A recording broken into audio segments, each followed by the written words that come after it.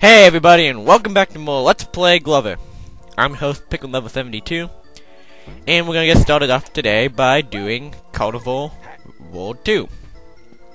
So right off the bat, there's a gear behind that tent and a life on top of it, like I showed last episode. You can probably tell that these recording sessions aren't continuous, like one playing session, because that life would have been gone because I got it last episode. But that doesn't really matter. What does matter is these gerbs over here, and this button, which will bring us these roller coaster like coats. So throw the ball in the back one. Hopefully it doesn't bounce out like that. That is really precarious. No!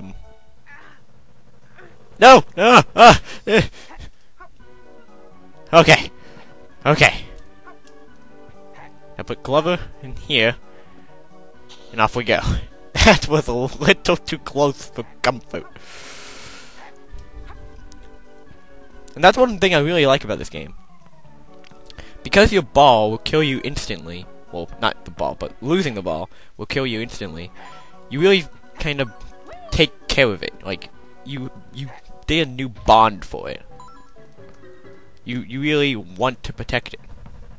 And that's something I really like about this game.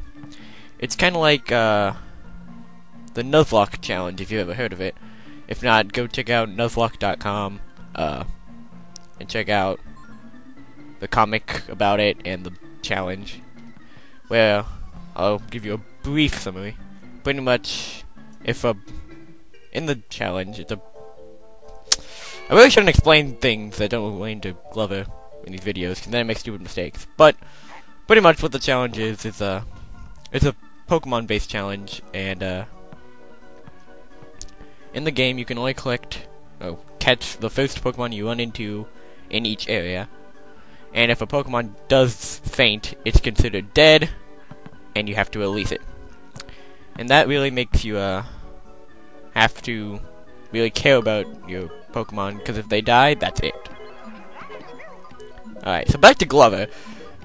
We have a new potion here, the Star Potion, which will bring the ball back to us once it stops moving.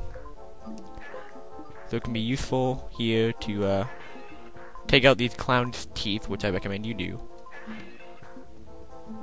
because it will give you something. Oh, come on. And obviously use the bowling ball, because it's really good at destroying things. There we go. So getting all of them will kill the clown and get you 4 gerbs and an extra life. And then head over here, where we have some teacups swirling around a pool of water. And I died again. You're gonna probably notice that I'm probably gonna start dying a lot more often now that the levels are actually getting harder, and there's more chances to fall off edges like this. But this game is pretty generous with the lives, as I've said before, so I missed that gerb. So it's not really that big of an issue. I mean, I have 26 lives, which should be enough. Alright, so it says get the last gerb right here, and then head in here, turn the ball into something that'll actually sink in water,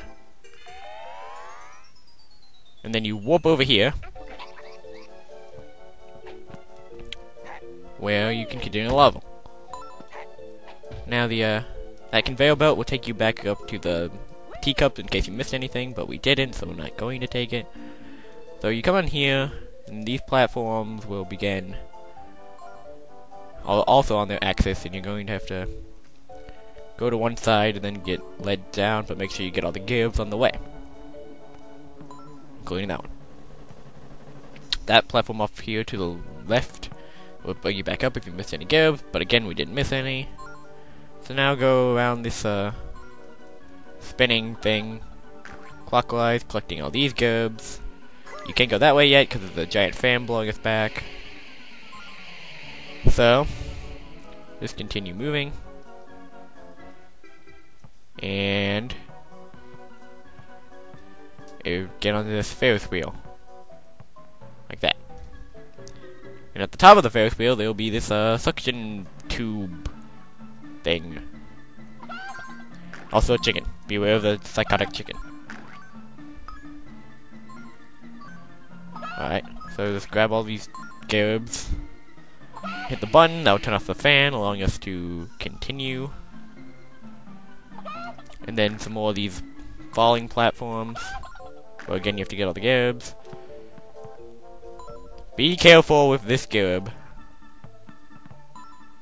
It can be kind of tough to get without dying. Alright, so once you get them all, exit the Ferris wheel, merry-go-round, circle thingy, and find where that fan was, which of course I went the wrong way for. Because I'm just like that. Alright. So, past the fan, you can go over here, again turn your ball into something that will sink, and collect all of these gerbs down here. I guess turn into a mobile to be faster. Alright, then hit the potion in the middle, which is the Glover Copter potion. This cyan colored one. So, Glover turns into a helicopter. And just by pressing A, you can float. And collect things and get to places where you normally couldn't. Alright. So, if we go over here, avoiding the B, and talk to Mr. Tip, once you have a spell, you can cast it by pressing R. So he's referring to the fog spell, which we got last level in last episode, but here it is again, just showing off that you can kill these bees. Usually when you see a bee, there'll be one of these potions not far off that can actually get rid of it, because bees are just annoying. Alright, now let's head down this slide, which might be copy-pasted from the first Carnival Realm, because it appears to look the same. And that's the end of the level. So, some more, like, summary stuff. And you notice in the background there's actually a Ferris wheel in the clouds. That's a little subtle change between the summary screens. Each world summary screen reflects its theme. And now, remember when I said that Dennis would be returning? Well, here he is. You want to get on him, but before you go anywhere forward in the level, you actually want to head back here, get your maximum jump, and then jump over here. Because there will be 4 gerbs, as well as 3 extra lives. Now you might notice that it's kind of difficult to jump around and control Dennis, but I recommend that over getting off of Dennis, because Dennis will immediately try to go back to where he came from, which means he will jump off into the abyss, and then you're stranded here. So, okay, so build up your maximum jump again, and head back to the mainland. Then, head up here with him, and grab those gerbs and this extra life. Then once you get on the other side, you can let go of him and— whoa! That was a weird ass bounce. Alright. So, there's a few more mice to get. And Dennis is trying to go back in vain. But if you hit this button, that will start up the revolving door, allowing you to go actually bring the ball through the level. And poor Dennis is stuck. But we don't need him anymore, so I don't really care. Oh, he got back. Good job, Dennis. Go frolic in the fields. While we go up this really steep ramp that looks like you shouldn't be able to go up, but you totally can. And then up here. And hit this checkpoint, so that you're ready to cross these rather annoying ships. I recommend bouncing the ball. I'm in the ship. I am in the ship. I was in the ship. Alright, great. So yeah, those swinging ships, can be kind of annoying. I recommend bouncing the ball all the way across. It's probably the safest way to traverse. Uh-oh. Uh-oh. I don't think I'm gonna be able to survive this one. No, Glover. At least I saved the ball. But the ships always kind of reminded me of, the ships in Peanut Poke from Super Mario Sunshine, even though that game actually came out after this one. Alright. Because there's two of them, and they're swinging, and they're annoying. Alright. So for this slide, I recommend actually letting the ball slide down the left side, collecting all those garabs, and then you slide down the right side. That way you can collect them all. And then you fall into this pool of water, and if you're lucky, the ball doesn't fall off the side here. Oh. Well, apparently when the ball was sliding down the slide, it actually hit a checkpoint that was at the end of this pool. So that can happen. So there used to be a checkpoint here. Make note of that. Alright. And now we have a Super Monkey Ball-esque, like, platform that tilts as you get to each end. I mean, I guess if a game has ball physics, it's at one point going to resemble Super Monkey Ball, a game based completely around ball physics. Alright, so I recommend letting the ball go here. It should be safe once it falls down. No promises, but fall down yourself, grab the ball, grab this frog potion, because there's a bee. So grab these 4 garabs, then hit the bee. Hit the bee, I said. I said hit the bee! No! Don't do that. There we go. Alright. Then you wanna hit this button, which will open those hands.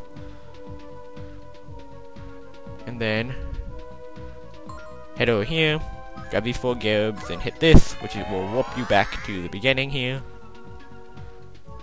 And then avoid the mouse if possible while trying to get the checkpoint, and kill it. Now we have a merry-go-round-like thing. First, I recommend leaving the ball here and killing the mice as they go past, because there will be 3 of them, like that, and they're easiest to get if you just stand still and let them come to you. And now we have a buttload of garabs up here. I think it's all in all like 20 maybe, 20 or 16 or something like that. Yeah, so a good chunk of the 80 come from just that. And now head up this diagonal platform thing, and if you see a shadow right there, you want to do a high jump right there, which will give us the sticky foot potion, which I didn't want the ball to go in here, but it's okay. You can use the sticky foot potion to get extra lives by walking up these wheels, but I don't really find it worth the wait to walk all the way up, and it's kind of annoying. So you can get the one, but the one on the other wheel I don't recommend. Alright, with that we got all the garabs, get that extra life, and head into the tent. And with that, we're going to be ending off the episode here. So next time on Let's Play Glover, we're going to be beating the boss of the Carnival realm, doing its bonus level, and then maybe heading on to the next realm. And I want to get this over with soon, so that way you don't actually see the boss, because it'll spoil it. So I'm going to end it off here. See you guys next time.